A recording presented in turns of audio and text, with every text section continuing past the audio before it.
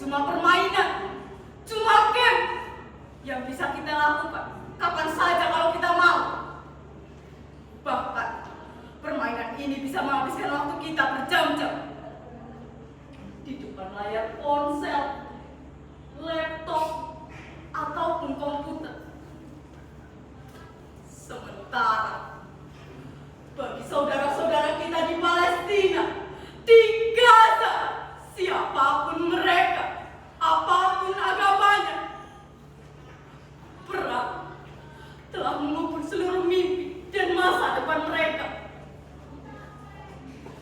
Sejak perang berkecamuk, belasan ribu anak-anak telah terkubur. Orang-orang dewasa telah menjadikan dunia ini menjadi tempat yang menakutkan dan penuh dengan ancaman. Bahkan sampai ke dunia rekaan, dunia virtual, ancaman itu tak berakhir. Mengapa?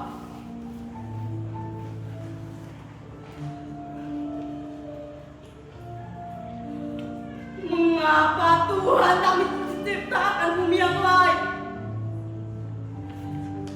Tanah yang lain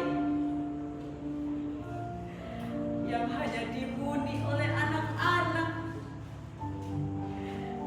dipenuhi tempat bermain, rumah-rumah yang tentram, makanan yang cukup, dekat persahabatan dan persaudaraan. Berhari-hari aku menyusuri pantai, mencari perahu nelayan yang sudah tidak terpakai lagi, dan memintanya untuk kugunakan mangkut saung. Aku beruntung, Pak Nyoman, nelayan tua yang baru saja mendapatkan perahu baru, memberikan perahu lamanya ini untukku. Dengan perahu inilah maksudku, aku dan teman-temanku, Made, Joshua, Christine, Ali, Butet, Harun, dan Meir akan pergi jauh sekali. Mungkin sekarang kalian diam-diam bertanya, mengapa aku sendirian di sini? Di mana teman-temanku itu? Sabarlah, pelan-pelan kalian akan mengenal mereka. Mereka ada kok. Hanya terkadang seolah-olah dianggap tidak ada. Atau mungkin memang tidak ada. Aku malah kasihan karena tak berhasil menemukan kalian. Aku sudah mencari kalian di rumah-rumah kalian yang baru, di kampung maya itu, mengunjungi alamat kalian satu-satu, meninggalkan pesan. Tapi apa? Tak ada satupun dari kalian yang membalas pesanku itu. Tapi tak mengapa. Mungkin aku memang bukan teman yang asyik.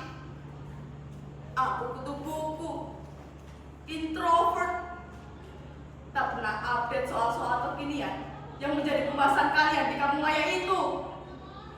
Itulah mengapa aku menyisiri daerah pantai ini dan menemukan ide sederhana, membangun perahu persaudaraan yang akan berlayar di laut lepas menuju Gaza. Tapi saat perahu ini aku tayangkan ke media sosial, menawari siapa saja yang akan ikut denganku, kalian malah menertawaiku dan menganggapku sakit. Kasihan ya, hidup di zaman teknologi, tapi jiwanya masih nenek moyangku seorang pelaut. Aduh.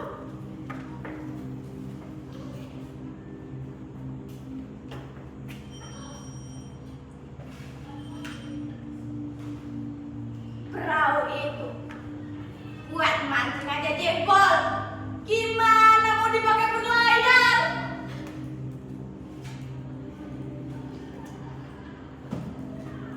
urusan Gaza. Sudah ada yang lebih pantas mengurus. Gak usah ngadi-ngadi. Ya, begitulah kalian menanggapi ajakanku. Aku memang sudah hampir gila dengan ideku ini. Tapi untunglah, pada suatu malam, teman-temanku datang mengunjungiku saat aku tertidur lelap di perahu ini. Idenya sederhana, bermula dari hobiku memainkan game peperangan di ponsel.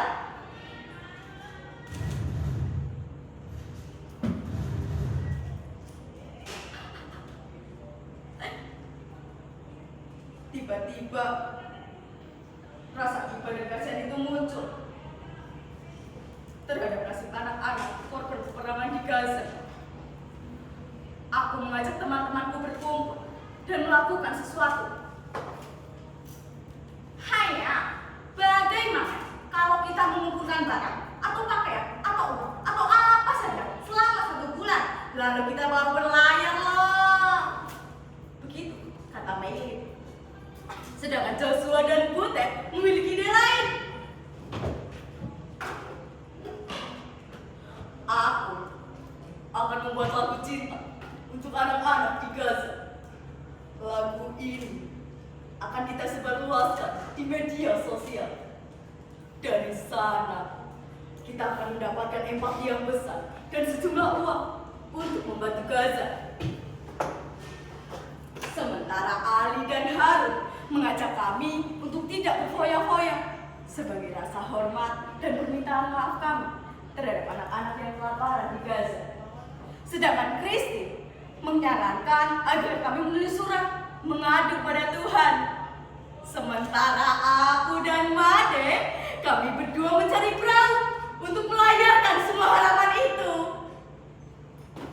Lihat, di perahu ini sudah kami kumpulkan semuanya.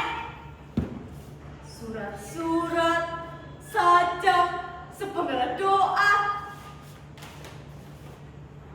air suci dari pura, kuil, gereja, benda-benda masa kecil yang masih tersimpan dengan rapi. Apa saja, kami mengumpulkannya hari demi hari dari siapa saja yang ingin melakukan sesuatu sebagai ungkapan rasa cinta. Aku akan melayarkan perahu ini ke lautan lepas. Semoga samudera dan cakrawala yang luas akan menyimpannya sebagai bisikan rasa cinta. Tuhan pasti akan menjaganya, mengirimkan gelombang yang akan mengubahnya menjadi doa dan bergema di lautan Mediterania.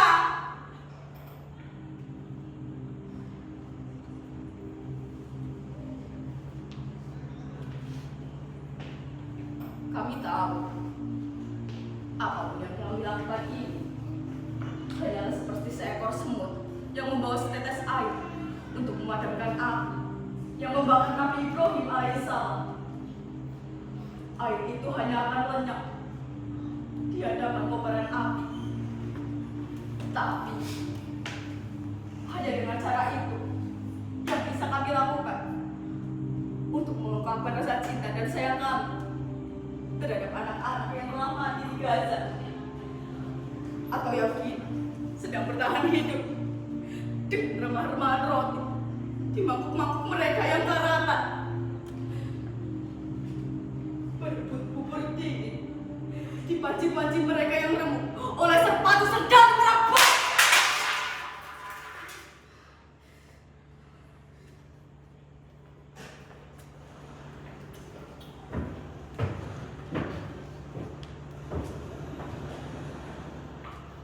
Made, kau siap? Kita akan melaut. Perahu ini sudah kuperiksa dengan sangat teliti. Semuanya aman. Sahabatmu ini masih cekatan seperti dahulu.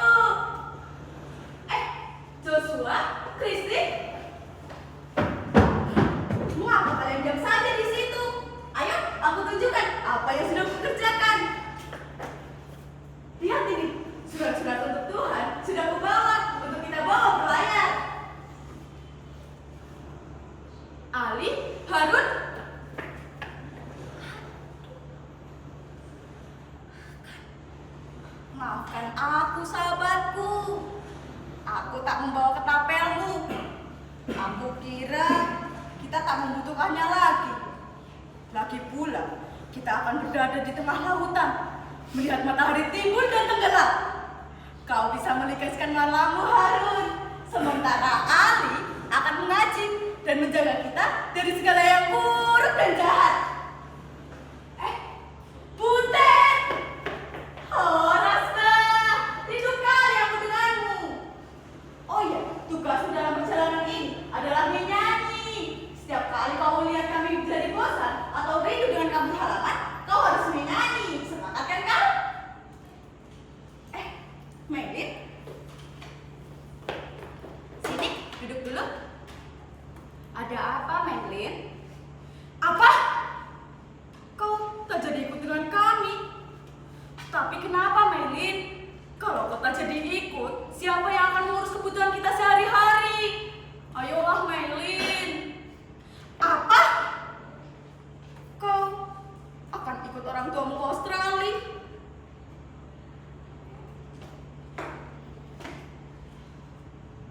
Melin adalah sahabat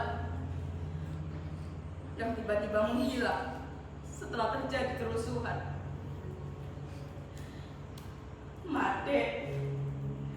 Mati karena leukemia. Dia tak tertolong karena ayahnya hanya seorang nelayan. Butet sudah tidak ada. Dia menjadi korban perkelahian antara dua kelompok pemuda di kota kami. Ali, Harun. Sempat kulihat keduanya tertangkap sebuah kamera dalam sebuah berita di televisi. Keduanya tertembak di dada saat harus mengadang serdadu dengan ketapelnya. Joshua, Christine, mereka itu terkubur dalam reruntuhan gedung yang hancur karena ledakan bom. Itulah mereka, sahabat-sahabat, orang-orang yang mungkin tak akan kalian kenal atau kalian anggap tak ada. Tapi bagiku, mereka itu dalam benak, dalam hatiku, mereka tersimpan dalam catatan kelam. Satu anak yang mati itu sudah terlalu banyak, terlalu besar, dan terlalu berat untuk ditangguhkan. Dan ini di Gaza setiap jam atau bahkan setiap menit selalu ada anak-anak yang mati karena peluru, karena mortir, karena amarah, karena selalu ada yang dianggap sebagai orang lain dan harus disingkirkan.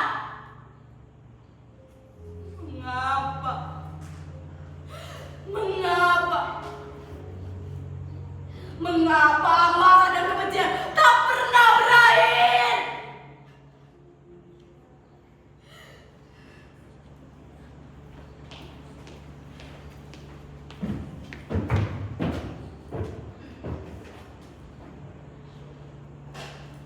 Benda-benda ini aku dapatkan dari sahabat-sahabatku tadi.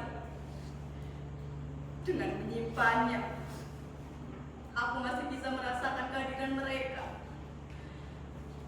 Di saat aku merasa sendiri dan kerinduanku akan teman-teman di Gaza dianggap sebagai hayalan gila.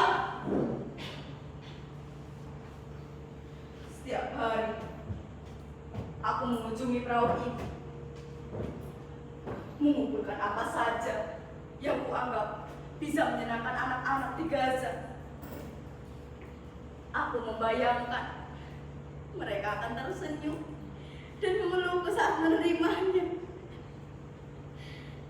Setiap hari, kutulis surat rinduku untuk mereka. Sekedar menanyakan kabar atau menanyakan mereka ingin makan apa. Hari ini telah kutulis surat terakhirku untuk mereka sebelum akhirnya akan kularungkan perahu ini ke lautan.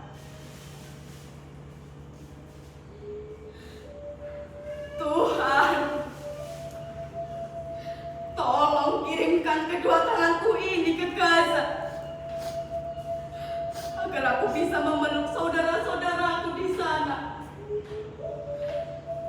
Tolong kirimkan kakiku ini ke Gaza agar aku bisa menolong saudara-saudara yang terkapar di kota-kota yang hancur terbakar. Tolong kirimkan sepasang mataku ini ke Gaza agar aku bisa menggantikan mata anak-anak yang menangis karena ketakutan dan kehilangan. Tolong kirimkan dadaku ini ke Gaza agar aku bisa menjadi perisai bagi anak-anak yang dibunuh mati dan peluru.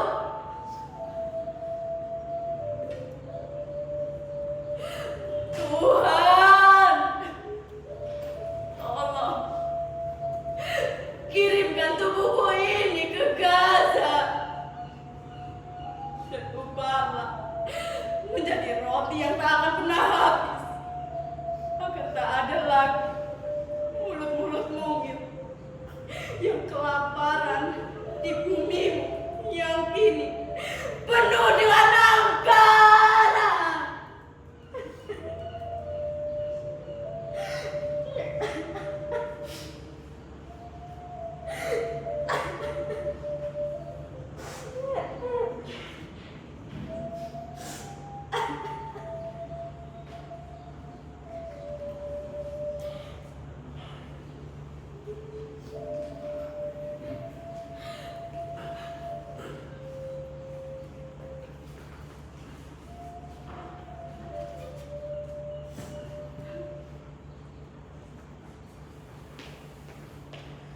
Apa?